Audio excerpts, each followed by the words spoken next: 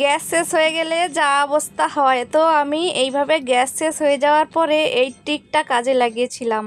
Hello friends, Mithu kitchen ব্লগসে আপনাদের স্বাগত। আজকে আমি দারুণ একটা রেসিপি নিয়ে চলে এসেছি, নাস্তার রেসিপি।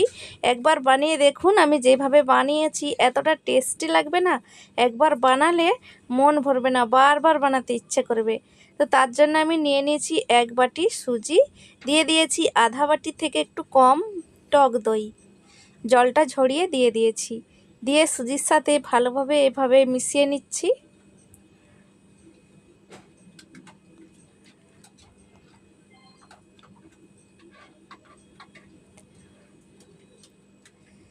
মিশিয়ে নেওয়ার পরে কিছু সময় রেস্টে রেখে দিচ্ছি।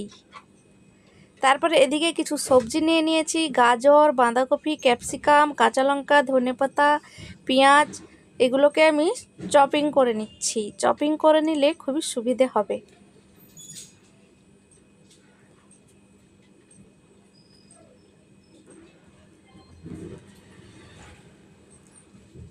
দেখুন এভাবে করে আমি চপিং করে নিয়েছি, একটা বড় বাটির মধ্যে নিয়ে নিয়েছি। তারপরে মিক্সার জারের মধ্যে যে সুজিটা রেখেছিলাম দই দিয়ে ভিজিয়ে, সেটাকে আমি মিক্সার জারের মধ্যে দিয়ে দিচ্ছি।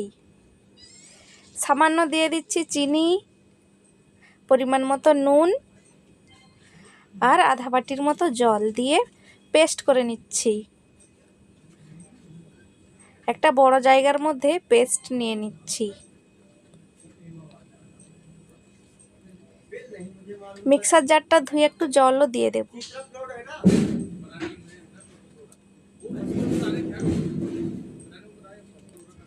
তারপর যে সবজিগুলো আমি কেটে রেখেছিলাম সবজিগুলো দিয়ে দিচ্ছি। সবজিগুলোকে এভাবে ভালোভাবে মিশিয়ে নিচ্ছি।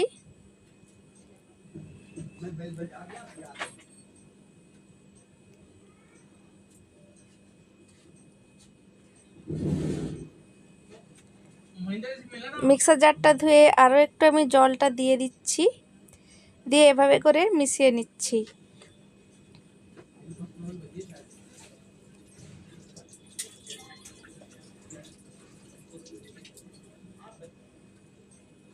এভাবে কিন্তু পাতলা হবে না, আর একটু মোটা হবে। তো দিয়ে দিচ্ছি গোলমরিচের গুঁড়ো, গোটা জিরে, দিয়ে দিচ্ছি একটু জিরে গুঁড়ো, পরিমাণ মতো হলদি, পরিমাণ মতো আর একটু নুন দিয়ে দিচ্ছি যেহেতু সবজিটা দিয়েছিলাম, দিয়ে ভালো করে মিশিয়ে নিয়েছি।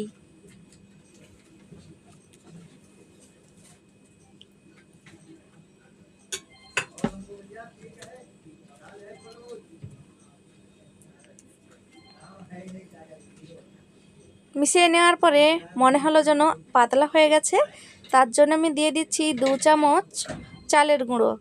চালের গুঁড়ো দিয়ে ভালোভাবে এভাবে মিক্স করে নিয়েছি। ফ্রেন্ডস, পুরো ভিডিওটা দেখে ভালো লাগলে লাইক, কমেন্ট, শেয়ার করে চ্যানেলটিকে সাবস্ক্রাইব করার অনুরোধ রইল। তো এভাবে করে আমি দেখুন একটু ফেটিয়ে নিচ্ছি।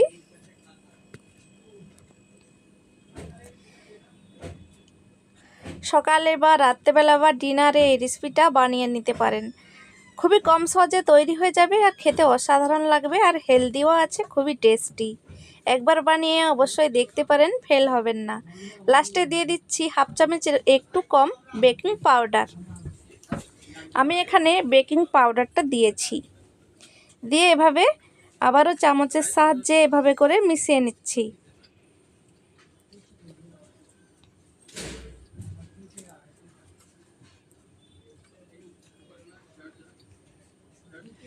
সবজিটা যত মিহি করে দেবেন ততই কিন্তু সবজির সাথে এই টেক্সচারটা দারুণ হবে, আর খেতেও খুবই টেস্টি হবে। সবজিগুলো একেবারে সেদ্ধ হয়ে যাবে।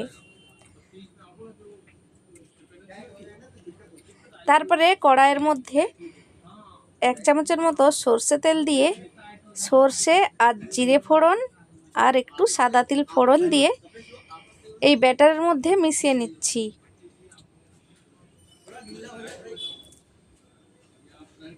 এই ট্রিকটা অবশ্যই করতে হবে, তাহলে স্বাদ কিন্তু দ্বিগুণ হয়ে যাবে। তারপরে কড়াইয়ের মধ্যে 1 হাতা করে এই ব্যাটারটা দিয়ে দিচ্ছি, দিয়ে কিন্তু একটু সরষে তেল ছড়িয়ে দিতে হবে, বা সাদা তেলও বা বাটারেও ভাজতে পারেন, এইভাবে করে ঢাকা দিয়ে অল্প আঁচে ভাজতে হবে। এভাবে দেখুন উল্টে পাল্টে ভেজে নিলে এক একটা নাস্তা তৈরি হয়ে যাবে। কতটা দারুণ হয়েছে দেখুন, কতটা সুন্দর হয়েছে। সরষে তেল দিয়ে ভাজলে স্বাদ কিন্তু দারুণ হয়। তো আবারও আমি এভাবে করে একটা ভেজে নিচ্ছি।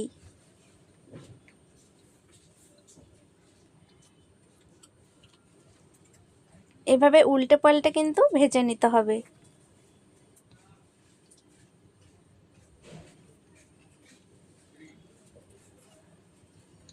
এই নাস্তাটা আপনারা বাড়িতে অবশ্যই ট্রাই করতে পারেন, খেতে কিন্তু দারুণ হয়। আমি যা যা মশলা দিয়েছি, যেভাবে করেছি এইভাবে বানিয়ে দেখতে পারেন। এইভাবে বানালে কিন্তু ঠকবেন না, কতটা দারুণ লাগবে না খেলে বুঝতেই পারবেন না। তো এভাবে করে দেখুন সবগুলো বানিয়ে নিচ্ছি, তারপরে আপনাদের দেখাচ্ছি।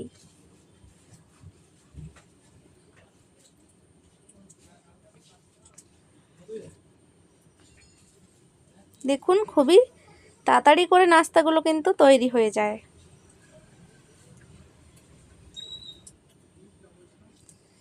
যেহেতু সবজি আছে ঢাকা দিয়ে ভাজতে হবে।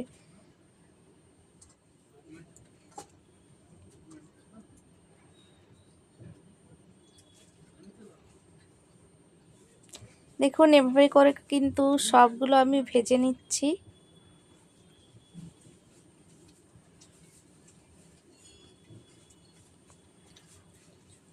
তারপরে গ্যাসটা এমনভাবে শেষ হয়ে গেছে, রাত্রেবেলা কি করব খুঁজে পাচ্ছিলাম না, আর একটা কিন্তু নাস্তা বাকি ছিল।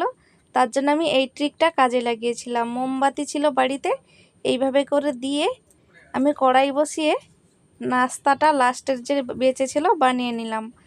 চাইলে আপনারা কিন্তু ভাঙা কুকার পড়ে থাকলে তার উপরে এভাবে মোমবাতি বসিয়ে রান্না করতে পারবেন খুব সহজে।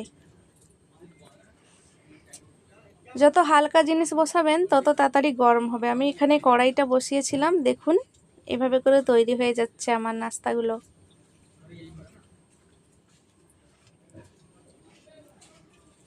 ফ্রাইং প্যান বসালে কিন্তু যেহেতু ফ্রাইং প্যান পাতলা হয় তাড়াতাড়ি গরম হয়ে যাবে আর রান্নাটা তাড়াতাড়ি হয়ে যাবে।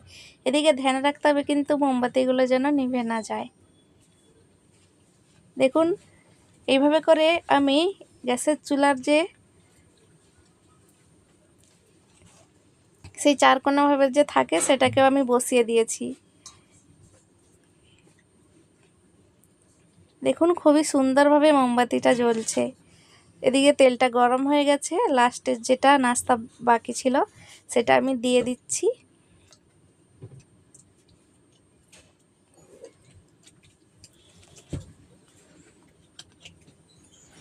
তো দেখুন এইভাবে করে লাস্টের নাস্তাটাও আমি তৈরি করে নিচ্ছি।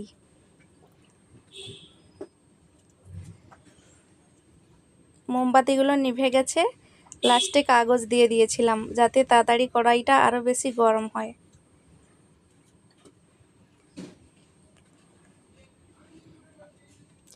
নাস্তাটা আমার তৈরি হয়ে গেছে, সবগুলো নাস্তা তৈরি করে নিয়েছি। তো রেসিপিটি আমার কেমন লাগলো অবশ্যই কমেন্টে জানাতে ভুলবেন না। ভালো লাগলে কিন্তু একটা লাইক করে দেবেন। ভালো থাকবেন, সুস্থ থাকবেন, দেখা হবে পরবর্তী ভিডিওতে। ভিডিওটি আমি এখানেই শেষ করছি।